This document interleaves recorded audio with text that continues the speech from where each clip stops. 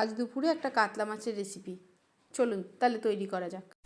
এখানে আমি 3 টুকরো কাতলা মাছ নিয়েছি, একটা পেঁয়াজ, আর একটা পেঁয়াজের হাফের হাফ নিয়েছি, টক দই নিয়েছি, একটা তেজপাতা, একটু আদা কুচি, গোটা গরম মশলা আর একটা টমেটো নিয়ে রেখেছি। গ্যাসে তেল দিলাম, তেলটা গরম হয়েছে। গরম হওয়ার পরে আমি মাছগুলো ছেড়ে প্রথমে মাছগুলো সুন্দর করে ভেজে নিলাম।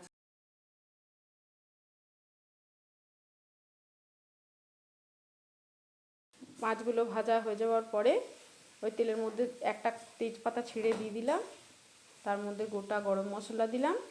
গরম মশলা দিয়ে পেঁয়াজগুলো কুচো করে যেটা রেখেছিলাম ওই পেঁয়াজ কুচোটা ভাজলাম। আর ওই আদা রসুন যে পেস্টটা আছে না, ওটার ভেতরে আমি ওই ছোট্ট টুকরো যে পেঁয়াজটা দেখেছিলাম ওইটা ওর সাথে বেটে নিয়েছি। এবার পেঁয়াজটা সুন্দর করে ভাজা হয়ে গেলে ওই মশলাটা দিয়ে দেবো। আমি কিন্তু রসুন এখানে ইউজ করিনি। এটা মশলাটা সুন্দর করে ভাজা হয়ে গেলে আমি ওর ভিতরে ধনে দিচ্ছি, ধনে দিলাম 2 চামচ, গোটা জিরে দিলাম, গোটা জিরে বলছি, সরি, গুঁড়ো জিরে দিলাম 2 চামচ, নুন দিলাম আন্দাজ মতন, হলুদ দিলাম, কাশ্মীরি লঙ্কার গুঁড়ো দিলাম, একটু লালটা ভালো হবে সেই জন্য। ও মশলাটার মধ্যে একটা কাঁচা লঙ্কা কিন্তু আমি বেটে দিয়েছিলাম। আপনারা যে যেরকম ঝাল খান সেইভাবে লঙ্কাটা দেবেন। আমাদের ঝালটা কম খাওয়া হয় তো, জন্য লঙ্কাটা আমি বেশি ইউজ করি না।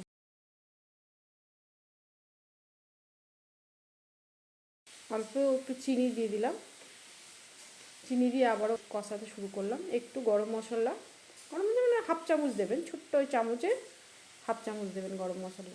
ভালো করে কষাবেন।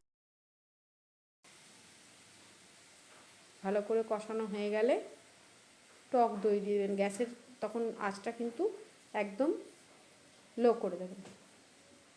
টক দই দিয়ে ওর ভেতরে বাটিটার ভেতরে একটু দইয়ের লেগে থাকার জন্য একটু জল দিয়ে আমি ওই জলটা মশলার ভিতরে দিয়ে দিয়েছিলাম। এবার ওটা ভালো করে কষানো হচ্ছে।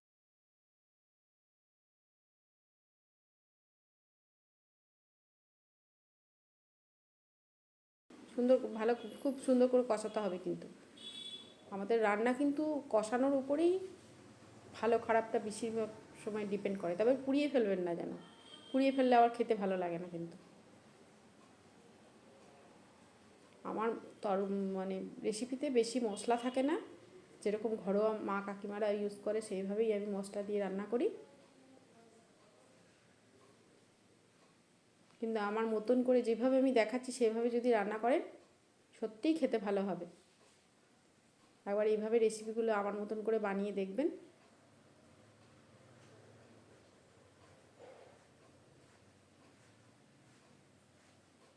কষানোটা হয়ে যাওয়ার পর জল ঢেলে দিলাম।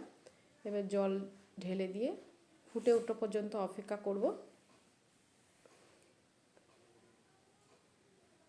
ফুটে গেছে, এবার আমি মাছগুলো দিয়ে দেবো। মাছ দিয়ে আমি 10 মিনিট মতন লো আঁচে ঢাকা দিয়ে রেখে দেবো।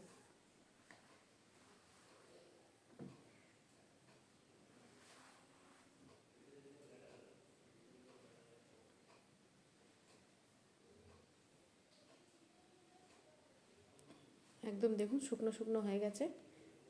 অল্প একটু ধনেপাতা দিয়ে গ্যাসটা বন্ধ করে দেবো। আমি অতিরিক্ত কোনো জিনিসই কোনো মানে ধনে জিরে বলুন বা কোনো মশলা বেশি মতন ব্যবহার করি না, কারণ এখনকার দিনের মানুষরা খুব অল্প মশলাতেই জিনিস খেতে বেশি পছন্দ করে, তো তাই অল্প জিনিস দিয়েই আমি সমস্ত কিছুটা রান্না করি। একবার খেয়ে দেখবেন, এই যেরকম করে ঠিক আমি বানালাম এইভাবেই টেস্ট করে রান্না করে দেখবেন।